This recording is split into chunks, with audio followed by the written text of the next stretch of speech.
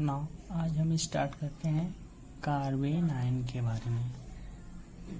इससे पहले हम कार्बोकेटाइन के बारे में पढ़े थे।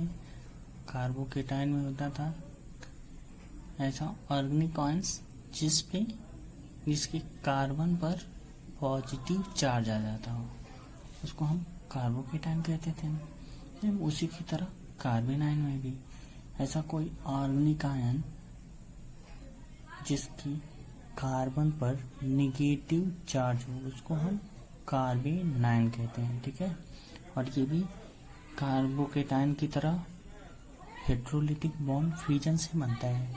ठीक है, जैसे मान लो कोई एक कार्बन एटम है और जेड एटम से जुड़ा हुआ है। ठीक है, तो इसके बीच कार्बन और जेड एटम के बीच हेट्रोलिटिक बॉन्ड फ्यूजन होगा। ठीक है, और साझे के दोनों इलेक्ट्रॉन कार्बन की तरफ आ जाएंगे। ठीक है, इसमें इसके अलावा जो कार्बोकेटाइन होता था उसमें इसका अपोजिट ब्रेकडाउन होता था, उसमें इधर होता था दूसरी साइड की तरफ, तो कार्बन पॉजिटिव चार्ज आता था। लेकिन इस वाले कंडीशन में हमको कार्बेनाइन का फॉर्मेशन करना है, इसलिए हम इधर की तरफ बॉन्ड फ्यूजन होगा। और ये कंडीशन कब होगा? जब कार्बन एटम से जुड़ने वाला जो एटम होगा साइड वाला, उसकी इलेक्ट्रोनेगेटिविटी कार्बन से कम हो। ठीक है, जब कार्बन से कम होगा तो कार्बन की इलेक्ट्रोनेगेटिविटी ज़्यादा होने की वजह से साझे के दोनों इलेक्ट्रॉन कार्बन की तरफ आ जाएंगे। ठीक है, कार्बन की तरफ आते हैं, इस पे क्या होगा? निगेटिव चार्ज आ जाएगा और कार्बेनाइन का फॉर्मेशन हो जाएगा। ठीक है, और ऐसे Z+ बन जाएगा। तो देखो, इसके डेफिनेशन से ही स्पष्ट हो जाता है कि ऐसा कोई ऑर्गेनिक कंपाउंड जिसकी कार्बन पर क्या हो? निगेटिव चार्ज हो। ठीक है, तो इसमें कार्बन पर क्या आ रहा है? निगेटिव चार्ज आ रहा है, इसलिए इसको हम कार्बेनाइन कहेंगे। ठीक है, अब इसका भी हम कार्बोकेटाइन की तरह इसका भी हमें जनरेशन पढ़ना है। ठीक है, जनरेशन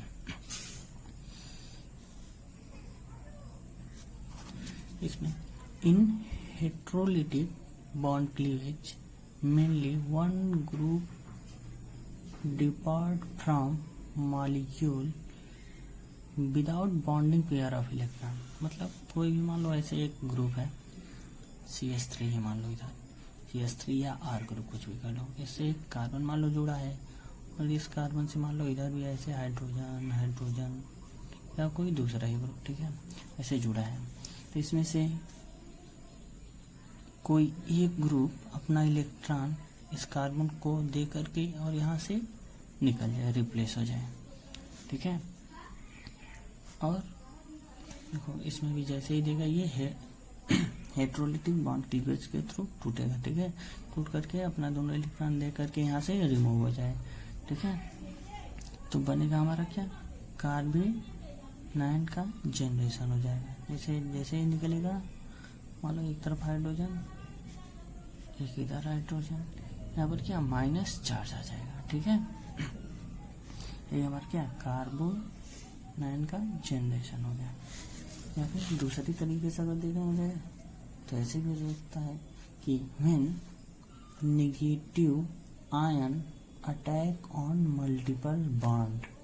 ठीक है, ऑफ ए कंपाउंड, कोई भी मतलब ऐसा कंपाउंड जिसमें क्या मल्टीपल बॉन्ड और उसमें वो कार्बन से जुड़ा हो। ठीक है, जो बॉन्ड हो डायरेक्टली कार्बन के एक तरफ, मतलब कार्बन होना जरूरी है, तभी तो कार्बोनाइन का फॉर्मेशन हो पाएगा। ठीक है, जैसे मान लो कोई हम मल्टीपल बॉन्ड वाला दो कार्बन के ही बीच ले रहे हैं। ठीक है, मान लो 2 बॉन्ड वाला ले रहे हैं। मल्टीपल बॉन्ड क्या होता है? एक से अधिक बॉन्ड, ऐसा कोई भी कंपाउंड जिसमें क्या हो? एक से अधिक बॉन्ड हो। तो मान लो इसमें हम डबल बॉन्ड वाला ले रहे हैं या फिर ट्रिपल बॉन्ड वाला भी ले सकते हैं।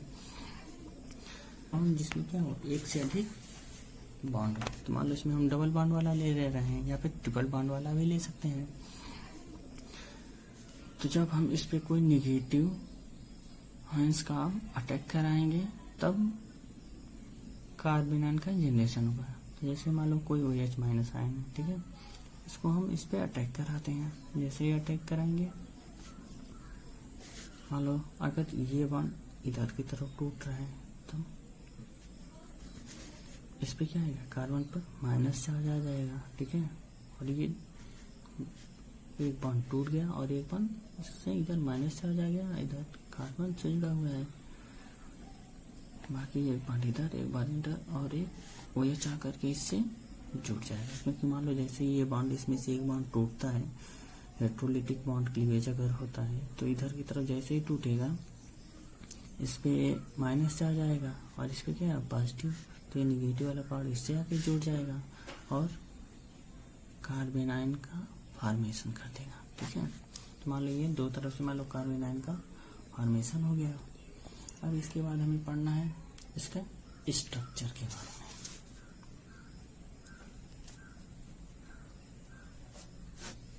में, स्ट्रक्चर के बारे में। तो कार्बन आयन में जनरली कार्बन पर क्या sp3 हाइब्रिडाइजेशन होता है। जैसे मान लो इसी स्ट्रक्चर में जो हमारा कार्बन आयन फॉर्मेशन हुआ है, तो इसमें कितने बॉन्ड है, एक बॉन्ड यहाँ पर है, एक बॉन्ड इधर की तरफ, एक बॉन्ड इधर की तरफ, 3 बॉन्ड हो गया और इस पे एक माइनस चार्ज है। इसलिए इस पे जो हाइब्रिडाइजेशन होगा हमारा क्या होगा, sp3। मतलब जो कार्बन आयन होता है ये sp3 हाइब्रिडाइज होता है। उसका जो कार्बन होता है वो sp3 हाइब्रिडाइज होता है, ठीक है। इसकी वजह से sp3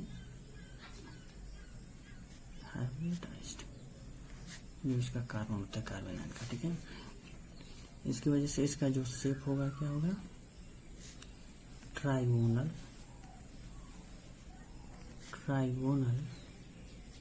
बाई पिरामिडल।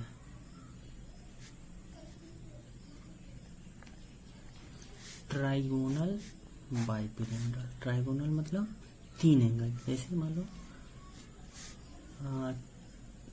NH3 में जैसे होता है NH3 का स्ट्रक्चर होता है ना, या फिर CH3 का स्ट्रक्चर भी ऐसे ही होता है, ट्राइगोनल बाई पिरामिडल। तो इसमें ट्राइगोनल में क्या होगा, मान लो जैसे ट्राइंगल, 3 एंगल होगा, ठीक है। ऐसे मान लो 3 एंगल, तीनों एंगल के बीच में यहाँ पर क्या होगा, एक कार्बन होगा, ठीक। मान लो हम इसी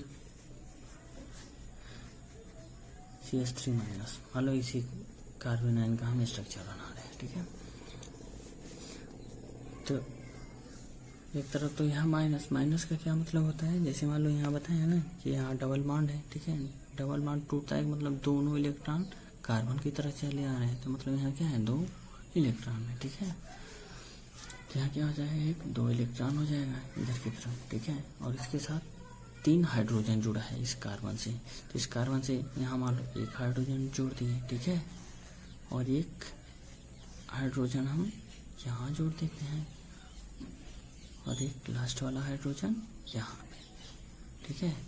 और सभी को इसको आपस में मिला देते हैं, तो यही इसका पूरा स्ट्रक्चर बन जाता है, ठीक है। तो ये हो गया हमारा कार्बन आयन का स्ट्रक्चर, ठीक है। कैसा स्ट्रक्चर है, ट्राइगोनल बाई पिरामिडल, ठीक है। अब इसके बाद आता है इसकी स्टेबिलिटी के बारे में। स्टेबिलिटी,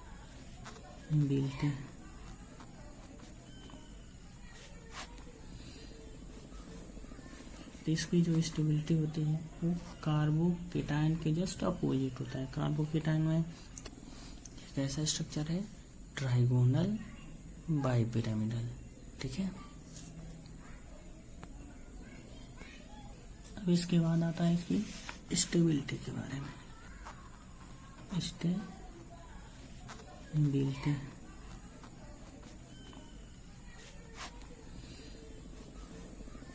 इसकी जो स्टेबिलिटी होती है वो कार्बोकेटायन के जस्ट अपोजिट होता है। कार्बोकेटायन में 3 डिग्री सबसे ज़्यादा स्टेबल होता है, फिर 2 डिग्री, फिर 1 डिग्री सबसे ज़्यादा स्टेबल होता है। और कार्बन आयन में 1 डिग्री सबसे ज़्यादा स्टेबल, फिर 2 डिग्री कार्बोकेटाइन सबसे ज़्यादा उससे कम स्टेबल, फिर 3 डिग्री कार्बोकेटाइन सबसे कम स्टेबल। ऐसा क्यों होता है? तो ये स्ट्रक्चर से समझते हैं, ठीक है। पहला मान लो ये 1 डिग्री कार्बोकेटाइन है,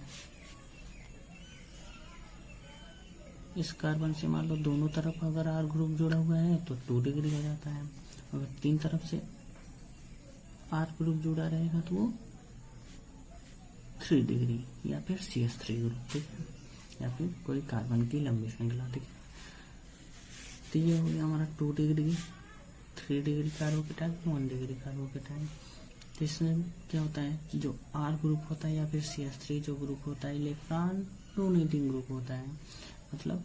और यहाँ पर इस कार्बन पे क्या है? Minus charge. माइनस चार्ज का मतलब क्या है? इलेक्ट्रॉन। क्योंकि इससे पहले हम यहाँ पर बता चुके हैं ना कि जैसे मतलब यहाँ के दोनों इलेक्ट्रॉन इस कार्बन, यहाँ के दोनों इलेक्ट्रॉन इस कार्बन की तरफ आ रहे हैं, मतलब इस कार्बन पे क्या है? इलेक्ट्रॉन ज्यादा है, ठीक है। तो यहाँ और यहाँ भी क्या हो रहा है? यहाँ भी ये R ग्रुप जो है इलेक्ट्रॉन डोनेटिंग ग्रुप है, तो ये क्या करेगा? इलेक्ट्रॉन इस कार्बन को देगा, जिसमें मतलब इलेक्ट्रॉनों की संख्या और बढ़ेगी, और इलेक्ट्रॉन पे माइनस चार्ज होता है, मतलब इसका जो माइनस चार्ज है वो थोड़ा सा और इंक्रीज होगा, ठीक है। और इस कंडीशन में क्या होगा? इसमें दो तरफ से R ग्रुप जुड़े हुए हैं, तो इसमें इधर से भी R ग्रुप से इलेक्ट्रॉन मिलेगा और इधर से भी इलेक्ट्रॉन मिलेगा, तो इस वाले कार्बन पर इलेक्ट्रॉन और ज़्यादा मिलेगा, तो इसकी जो माइनस वाला पार्ट है और ज़्यादा बढ़ेगा, इसके कंपैरिजन में इससे ज़्यादा और चार्ज बढ़ेगा, इस पे माइनस आएगा। और थर्ड वाले में तीनों तरफ से ऐसे R ग्रुप जुड़ा है, तो इसमें और ज़्यादा इलेक्ट्रॉन आकर के इस पे डोनेट करेंगे, इसका जो चार्ज है सबसे ज़्यादा बढ़ जाएगा, और सबसे कम क्या होगा? पहले वाले में होगा। और हमें पता है कि जो स्टेबिलिटी का जो कंडीशन होता है, जिसपे सबसे कम चार्ज होता है वही सबसे ज़्यादा स्टेबल होता है। तो इसमें जो 1 डिग्री वाला कार्बोकेटाइन है, इस पे चार्ज सबसे कम रहेगा, इसमें दो तरफ से चार्ज दिया जा रहा है, तो इसमें माइनस और ज़्यादा आएगा, तो ये उससे ज़्यादा, इसे सबसे ज़्यादा स्टेबल ये हो गया, उससे कम ये वाला हो जाएगा, और सबसे कम 3 डिग्री वाला हो जाएगा, ठीक है। तो इस तरह से हुई ये कार्बोकेटाइन की स्टेबिलिटी आ है, ठीक है। तो 1 डिग्री वाला कार्बन सबसे ज़्यादा स्टेबल होगा, 2 डिग्री उससे कम, 3 डिग्री सबसे कम स्टेबल होगा।